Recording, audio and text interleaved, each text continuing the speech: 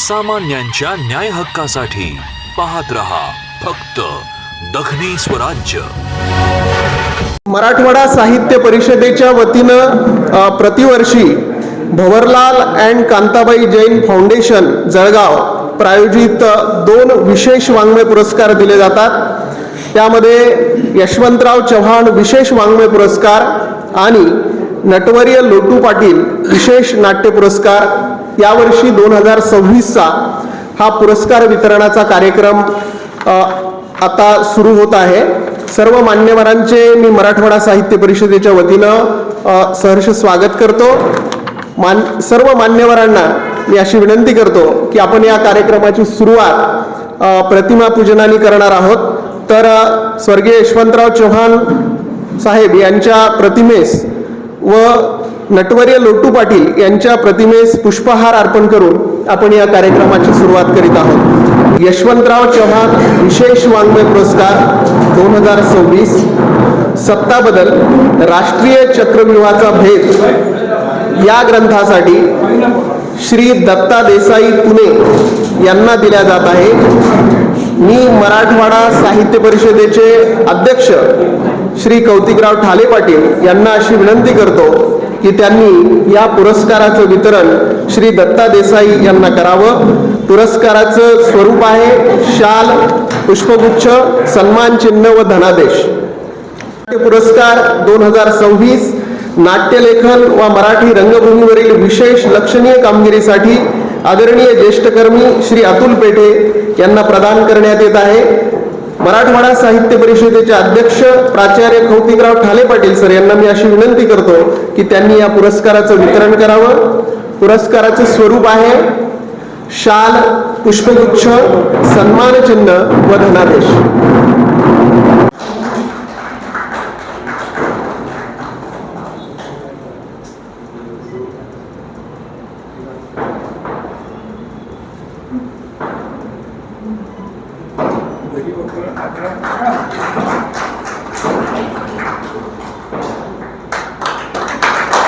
यानंतर मी श्री अतुल पेठे यांच्या नाट्य व रंगभूमी विषयक कार्यावर भाष्य मांडण्यासाठी आदरणीय डॉक्टर गणेश शिंदे यांना विनंती करतो की त्यांनी आपलं भाष्य मांडावं. जे रंगकर्मी असतात ते केवळ नाटक करायचं म्हणून नाटक करत नाहीत, तर ते समाजाच्या जिवंत जगण्याशी संवाद साधण्याचा प्रयत्न करत असतात. कधी हास्यातून, कधी व्यंग्यातून, तर कधी तीव्र प्रश्न उपस्थित करून ते समाजाला आणि व्यवस्थेला विचार करायला भाग पाडतात. अशाच व्यवस्थेला विचार करायला भाग पाडणाऱ्या सजग, संवेदनशील आणि सत्यनिष्ठ व्यक्तिमत्वाचा गौरव करण्यासाठी आपण एकत्र आलेलो आहोत. आणि त्या व्यक्तिमत्वाचं नाव आहे अतुल सदाशिव पेठे. खरं तर पेठेत जन्म होऊन सुद्धा पेठेच्या चौकटीत न अडकता पेठे बाहेरचा विचार करणारे अतुल पेठे 14 जुलै 1964 साली जन्म. खरोखरच 64 म्हणजे 64 कला अंगी असणारा हा कलावंत आहे. आणि 64 म्हणजे आता 61 वर्ष वय आहे. खरं तर 61 या वयाकडे आपण, या आकड्याकडं आपण जरा वेगळ्या पद्धतीनं बघायला हवं. 61 म्हणजे 6वर 1 न बघता 1वर 6 जर बघितलं तर 16 वर्षाची ऊर्जा यांच्या नाटकात आपल्याला नक्कीच दिसून येते. आपण जर त्यांच्या डोळ्यातील चमक पाहिली किंवा आता थोड्या वेळांनी त्यांच्या विचाराची धार ऐकली किंवा त्यांच्या नाटकातील एकूण ऊर्जा किंवा उर्मी अनुभवली तर नक्कीच आपल्याला ते 61 वर्षाचे वाटत नाहीत. पण तरीही त्यांच्याकडे बघितल्यावर एक गोष्ट निश्चित जाणवते, ती म्हणजे ते स्वतःच्या स्वास्थ्याची अत्यंत काळजी घेतात. पण ते केवळ स्वतःच्या स्वास्थ्याची काळजी न घेता समाजाच्या स्वास्थ्याची सुद्धा काळजी घेतात. आणि केवळ शारीरिकच स्वास्थ्य नाही तर समाजाचं मानसिक स्वास्थ्य, राजकीय स्वास्थ्य,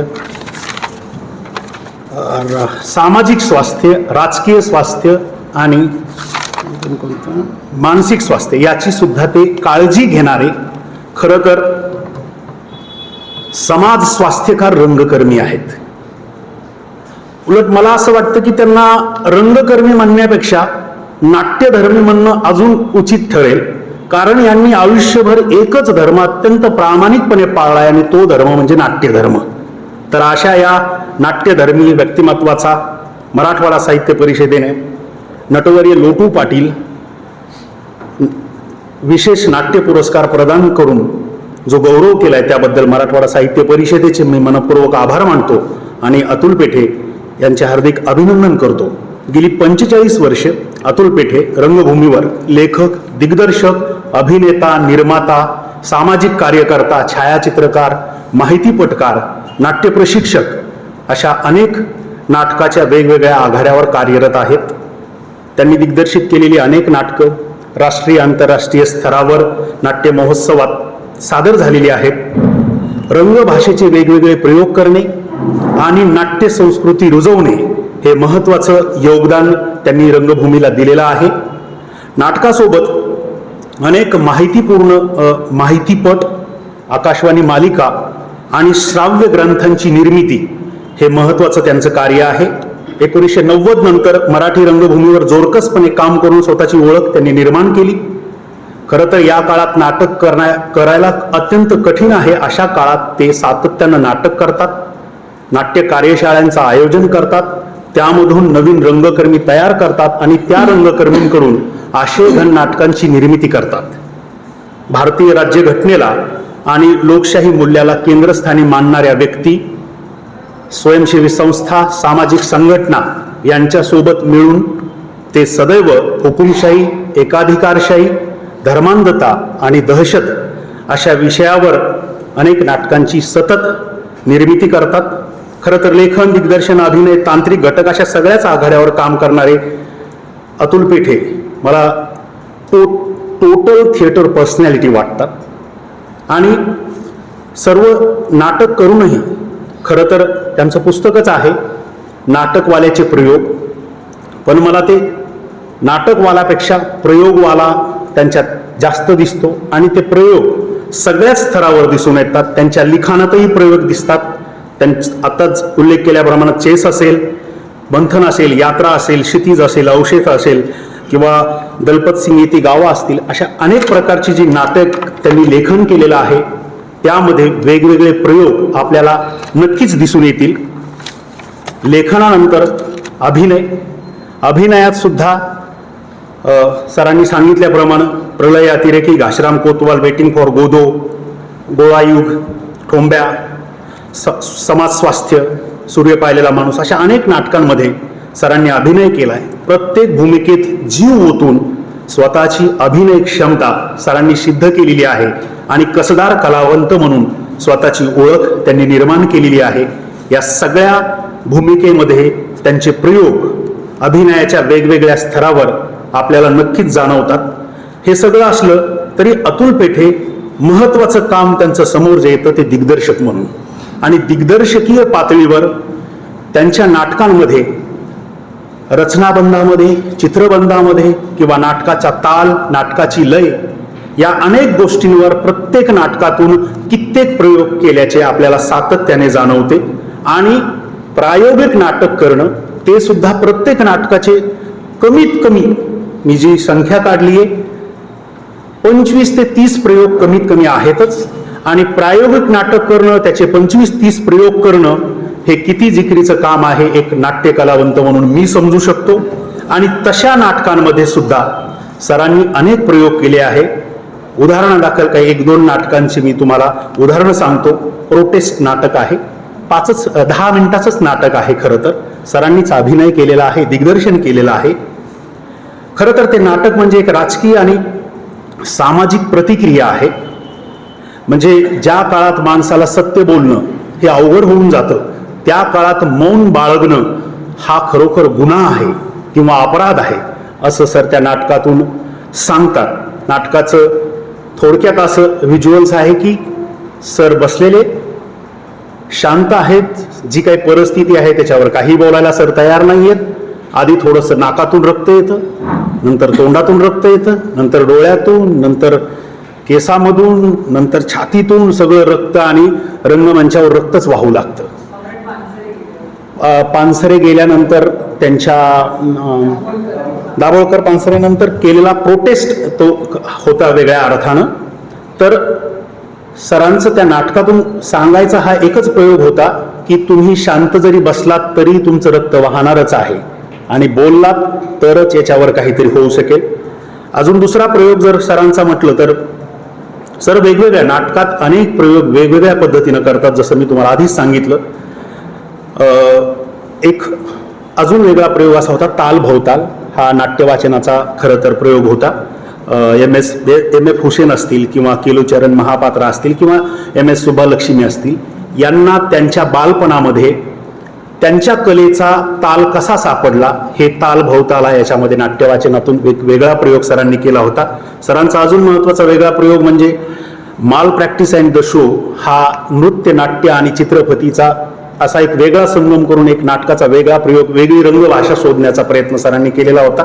तसेच सरांनी जसं सांगितलं की जे कामगार नाट्यगृह साफ करतात किंवा साफसफाई करतात, त्या नाट्यगृहातल्या साफसफाई करणाऱ्या लोकांनीच नाटक का करू नये म्हणून सत्यशोधक हा नाटकाचा प्रयोग असेल, किंवा मराठवाड्यातील आमच्या जालना जिल्ह्यातील जाम समर्थ येथील रंगमाळाचे जे नाट्यकलावंत आहेत त्यांना घेऊन दलपत सिंग इति गावा हा नाट्यप्रयोग असेल.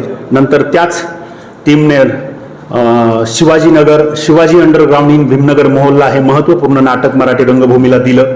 असे अनेक प्रयोग सरांनी प्रायोगिक रंगभूमीवर जरी केले असले तरी उजळल्या 10 दिशा या नाटकासाठी सर्वोत्कृष्ट व्यावसायिक दिग्दर्शक म्हणून पण सरांना महाराष्ट्र शासनाचा पुरस्कार आहे. आणि अभिनयासाठी सुद्धा समाज स्वास्थ्य या नाटकासाठी सरांना रधो कर्वे यांच्या भूमिकेसाठी महाराष्ट्र शासनाचाच अभिनयाचा पुरस्कार आहे. याबरोबर अनेक चित्रपटातही सरांनी काम केलेलं आहे. परंतु यासोबत हिंदू किंवा रिपोर्टिंगचे दिवस, अज्ञात गांधी, रानमित्र, कुतूहल अशा अनेक महत्त्वपूर्ण ग्रंथाचे श्राव्य ग्रंथ रूपात सरांनी करण्याचं काम केलेलं आहे. सरांना अनेक पुरस्कार आहेत, त्याची मी याआधी वाचून दाखवत नाही. यासोबत आपण ग्रीक रंगभूमीपासून नाट्यत्रयी ट्रायोलॉजी नावाची ही संकल्पना ऐकत आलो. परंतु यापुढे एक पाऊल जाऊन सरांनी नाट्य चौफुला नावाची एक वेगळी संकल्पना दत्ता पाटील आणि सचिन शिंदे यांनी दिग्दर्शित केलेल्या या नाटकांची एक वेगळी नाट्य चौफुला असेल किंवा त्यांच्या स्वतःच्या नाटकाची सुद्धा एक नाट्य चौफुला असा महोत्सव सरांनी ठेवला होता. खरं तर सर आपल्या समाजाच्या काही विशिष्ट घटकांनी अनुल्लेखाने मारून टाकलेल्या किंवा मुद्दामून अडगळीत ठेवलेल्या महापुरुषांचा शोध त्यांच्या नाटकातून घेतात आणि तोच शोध आपल्याला त्यांच्या आनंदओरी या नाटकात तुकारामाचा शोध दिसतो, किंवा सत्यशोधक या नाटकामध्ये महात्मा फुलेंचा शोध दिसतो, किंवा सूर्य पाहिलेला माणूस यामध्ये सॉक्रेटिसचा शोध असेल, किंवा समाज स्वास्थ्यमध्ये रधो कर्वे यांचा शोध असेल. हा शोध ते सातत्याने नाटकातून घेतात. सरांचं अजून एक वैशिष्ट्य म्हणजे सरांनी अनेक मोठ्या व्यक्तींसोबत नाटकं केली. त्या मोठ्या व्यक्तींच्या अनुभवाचा सरांना फायदा झाला, परंतु सर त्यांच्यापेक्षा लहान असलेल्या नाट्यकलावंतासोबत पण आज नाटक करतात. अडलय का हे अत्यंत महत्त्वपूर्ण रंगभूमीवर भाष्य करणारं नाटक सरांनी केलंय. फिल्म सोसायटी आजकाल बंद पडत आहेत, फिल्म सोसायटी नामशेष होत आहेत. या काळात सर एक उपक्रम राबवतात की जे नाटकं खूप दिवसापूर्वी होऊन गेली, जे आज आपण बघू शकत नाहीत, किंवा खूपच दूर नाटकं आहेत जे आपल्याला बघता येत नाहीत, अशासाठी DIV हा उपक्रम असतो. त्यामध्ये त्या नाटकाची चित्रफीत दाखवल्या जाते जिथे कुठं झालेलं ते नाटक असेल, आणि त्याचा दिग्दर्शक किंवा कोणी कलावंत नंतर त्यावर चर्चा करतो. सरांनी युनिसेफ सोबत आणि नंदुरबार जिल्हा परिषदेअंतर्गत नाटकाच्या माध्यमातून याच्या आरोग्यावर काय आपल्याला उपाय करता येईल यावरही काम केलेलं आहे. तसेच ह्या सर्व ग्रंथांपैकी महत्त्वाचे अजून 4 ग्रंथ आहेत जे नाट्यविषयक आहेत. मानस रंगाचे अंतरंग, रिंगण नाट्य, नाटकवाल्याचे प्रयोग आणि नाटक नावाची तराफा. हे 4ही नाटकाविषयी असलेले अत्यंत महत्त्वपूर्ण ग्रंथ आहेत. मानस रंगाचे अंतरंग हा जो ग्रंथ आहे तो ग्रंथ खरं तर हमीद दाभोळकर आणि यांनी एकत्र येऊन नाटकाच्या माध्यमातून मानसिक आजारावर काय करता येईल, नाटकाचा आरोग्याचा काय शोध घेता येईल त्यावर भाष्य करणारं हा ग्रंथ आहे.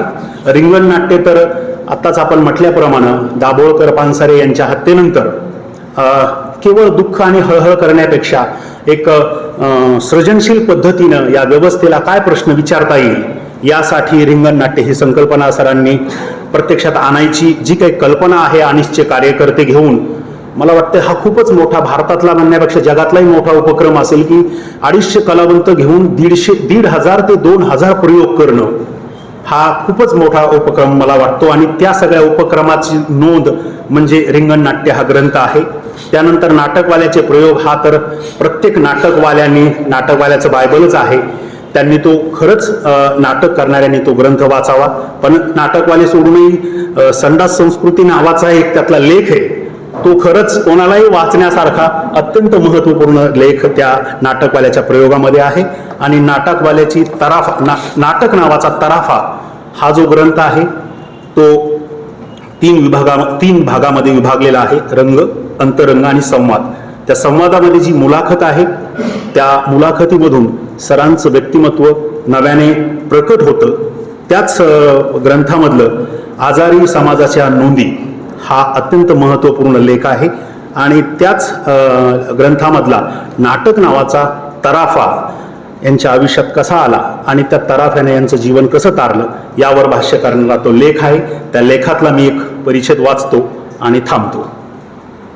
थिएटर अकादमीमुळे मी चित्रपट पाहू लागलो, फ्रेंच जर्मन नाटके पाहू लागलो, घमसान चर्चा ऐकू लागलो, अपमानाचा उच्चांक गाठणाऱ्या उर्मट तुच्छ टिंगलटावाळ्या पचवू लागलो, घाशीराम पडघम अडले नडले तेव्हा 3 पैशाचा तमाशामध्ये काम करू लागल्याने भारतभर फिरू लागलो.